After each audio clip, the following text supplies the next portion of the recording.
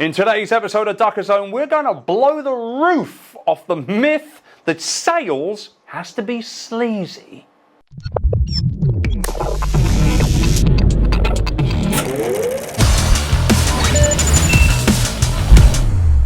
Hello and welcome to the Ducker Zone. This is the place to be if you want the actionable steps and strategies to future-proof your business and take your personal brand to the next level. I'm your host, Chris Ducker, as always, and it's a true honor to be with you.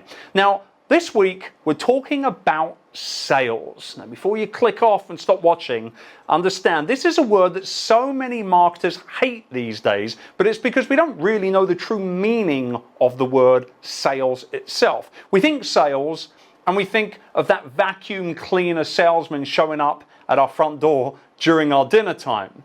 And then it often gets worse because when we call ourselves marketers, we immediately lump ourselves in with that sleazy salesperson that no one wants to be around. And we shouldn't do that because we're worth more than that. And here today is a very special day, not just because we get to hang out with each other, but what we're going to do is we're going to turn that entire notion on its head and talk about how to become a master marketer of yourself without ever coming close to being that sleazy sales guy. So number one is good old content marketing.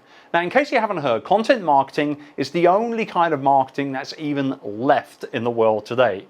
It's also inherently generous because you're literally sharing your very best stuff for free on a regular basis with an attentive audience that needs your solutions. When you do it right, content marketing can become the backbone of your entire marketing strategy. Fact. And number two is to consider your email list to be a group of friends.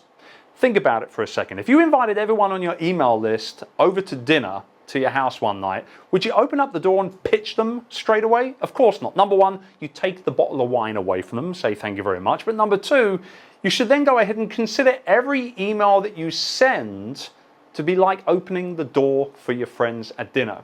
Get to know them. Share some funny stories. Build a trust-based relationship before ever considering selling anything to them in any way, shape, or form. Now, number three is to introduce people to each other. Now, I love this one, but it is a little bit counterintuitive. So hear me out. When someone you know is facing a challenge, try to refrain at times from being the person who always solves it. It's great if you can, but more often, consider introducing that person to someone else in your network who can solve the problem for them as well. Look, as an entrepreneur, you're a connector.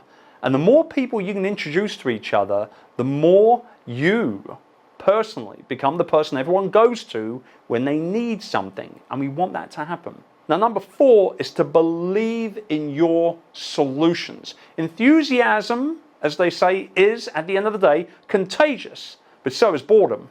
If you don't deeply believe in the potential of your idea to help people, then others simply won't be lining up to buy what you're going to sell. Especially as personal brand entrepreneurs, we really simply must believe in what we do because it's so much a part of what we actually are deep down.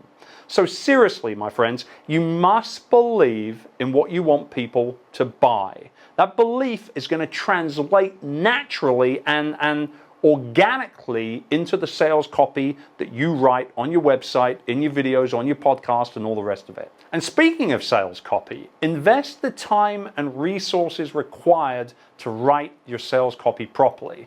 It's a very different form of writing than probably anything that you've done before. And if you've never done it before, then there's definitely a right way and a wrong way to approach it.